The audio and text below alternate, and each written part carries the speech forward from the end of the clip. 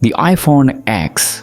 When it launched in 2017, it wasn't just a design change. It marked the end of the home button, the start of Face ID, and the introduction of that controversial notch. Some called it bold, others unnecessary, but it undeniably set the tone for every iPhone that followed. But despite all its hype, it wasn't perfect. Then came 2018.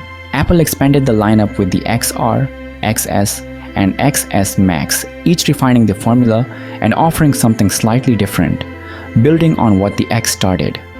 Now, as we're about to step into 2025, it's been 8 years since the iPhone X and 7 for the XR and XS Max. In the tech world, that's practically a lifetime. But despite their age, these devices have just received iOS 18, the same software running on the latest iPhone 16 models. But it also raises a question.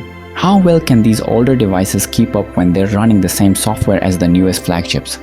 Well, the answer might not be what you expect. So, keep watching, because in this video we're diving deep into the iOS 18 update for these iPhones. We'll be talking performance and of course, breaking down every bit of their camera settings, whether it's video, audio, portraits, you name it. If you're still rocking the iPhone X, or maybe you went with the more affordable iPhone XR, you're probably feeling those generational gaps by now. The XR was Apple's way of making the iPhone's all-screen design and Face ID more accessible. It had a bigger screen, those eye-catching colors, and a solid A12 Bionic chip under the hood. Sure, it didn't have the OLED display of the X or XS models, but it struck a balance that a lot of users loved. And even today, with iOS 18, it still holds its own in many ways. And here's the kicker. These devices just got updated to iOS 18, bringing a ton of new customization options. You can see the changes right in the UI.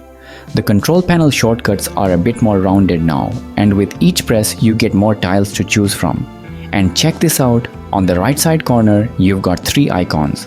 One for favorites, one for music, and a third for connections and networks.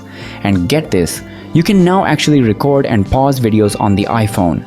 Yes, seriously. Wow. But wait, there's more. You can now place icons and widgets wherever you want on the screen, which I guess is pretty big, right?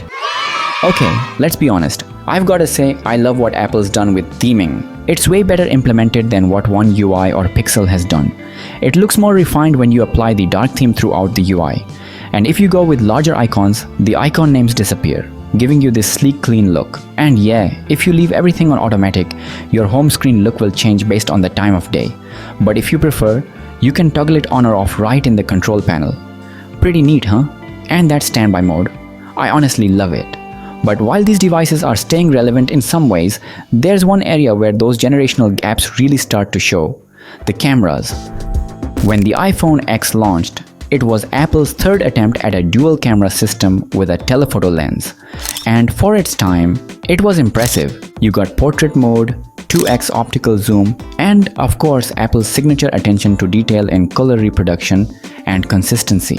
But today, well, things have changed. Compared to the multi-lens setups we see now, with computational photography doing half the work, the iPhone X's camera feels limited. No, it's not bad. Nowhere near that. It's still great. But when you compare it to the newest phones, you start noticing the shortcomings. And that's what I'm talking about. And then there's the XR. Apple made a bold move here. A single 12 megapixels wide lens. No telephoto, no fancy extras. Just the basics. It wasn't about packing in features, it was about delivering good photos at a more affordable price. And for the most part, it worked. The XR's camera still holds up decently for casual photography, especially outdoors where lighting is your friend. But today, that single lens struggles in low light, and the lack of optical zoom is hard to ignore. Now, with iOS 18, both the X and XR have gotten some improvements in the camera UI. The interface is more streamlined, giving quicker access to features like night mode, which interestingly wasn't even available when these phones first launched.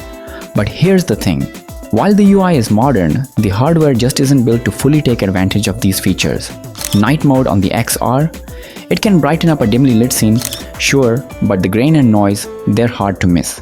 And what about video? Well, the iPhone X brought 4K video recording to the mainstream, and it's still surprisingly solid at 60 frames per second.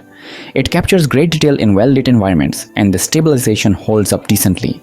But sometimes you start seeing its age, especially when you compare it to today's flagships with 8K capabilities, HDR video, and even cinematic modes. The XR, same story. So, if you're still holding on to an iPhone X or XR in 2024 and photography or video is important to you, you're probably feeling the gap between what these phones can do and what modern phones excel at. Don't get me wrong, these cameras were once leaders in their class. But in a world where phones are pushing the boundaries of computational photography and video, the X and XR are starting to show their age. Let's talk about portrait mode. This is where both the iPhone X and XR still manage to impress, even in 2025. The iPhone X with its dual camera system and dedicated telephoto lens offers sharper portrait shots and a natural looking depth of field. Sure, it's not quite up to the standards of today's computational photography, but it still delivers well-defined subject separation, especially in good lighting. Now, the XR, it takes a different approach. With its single lens, it relies completely on software to create that blur effect. It's less precise than the X's hardware-based method. And then there are the selfies. This is where both the X and XR struggle a little. The front-facing cameras can still produce decent shots, but in lower light the details start to get hazy and the dynamic range just isn't what you'd expect from a modern phone. On both the iPhone X and XR, PUBG is still playable, but it's not exactly smooth sailing. The A11 and A12 Bionic chips can handle the game at medium settings, but frame drops and occasional stuttering, yeah, they're common, especially during those intense moments, reminding you these aren't gaming powerhouses in 2024. And here we are, almost in 2025. Whether you're on the X or XR, these phones still deliver the basics and do it well enough. Sure, they're not breaking speed records with today's apps and games, but for everyday tasks, you'd be surprised how smooth they still feel, thanks to the efficiency of iOS. That's the thing about these older iPhones. They age gracefully because the software keeps up. You see, the iPhone X was Apple's first big leap into a new design language. Stainless steel frame, dual cameras, and of course, the notch. It set the blueprint. When the XR came along, it made some compromises, trading stainless steel for aluminum, dropping the telephoto lens.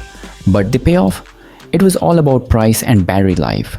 It was meant to be the people's iPhone. Now let's talk displays. The iPhone X debuted Apple's first Super Retina OLED display, a huge deal at the time. That 5.8-inch edge-to-edge screen delivered stunning contrast, true blacks, and colors that really popped on that 1125 by 2436 resolution panel. The XR, a different approach. Apple called it a liquid retina display, which is just a fancy way of saying LCD. It was bigger, 6.1 inches. But that's where the advantages stopped. The resolution, 828 x 1792. And while Apple did its best to make it feel like not a downgrade, side by side with the X, yeah, the difference was hard to ignore. Colors were less vibrant, the contrast wasn't as punchy, and those deep blacks you got on the X. On the XR, they're more of a dark gray. Now, don't get me wrong, the XR's display was no slouch. It's sharp enough for most people, and Apple did a great job tuning the LCD to feel smooth, with solid color accuracy. But today, next to the OLEDs of modern iPhones, it feels, well, dated. The X's OLED still impresses with color and contrast, but its size and lack of high refresh rates remind you it's from another era. The XR's liquid retina is fine for everyday use, but up against today's OLED panels, it feels like a compromise, especially when you're watching videos or scrolling through apps. And then there's Face ID. It all started with the iPhone X. Sure, it wasn't perfect in those early days, but the XR refined it with faster sensors. Now, in 2024, unlocking your phone with just a glance is second nature. So, is it worth hanging on to the iPhone 10 or XR today? Well, that depends. The XR, with its bigger display, better battery life, and slightly newer chip, has probably aged better overall. But the X, it still holds on to that premium feel. The glass, the stainless steel, the OLED, that makes it stand out as the first of its kind. Neither phone is a flagship anymore, but for day-to-day use, they still get the job done. These days, the iPhone X and XR may not be on the bleeding edge, but they're still kicking, and in a world where most devices have a shelf life of just a few years, their longevity, that's something to admire.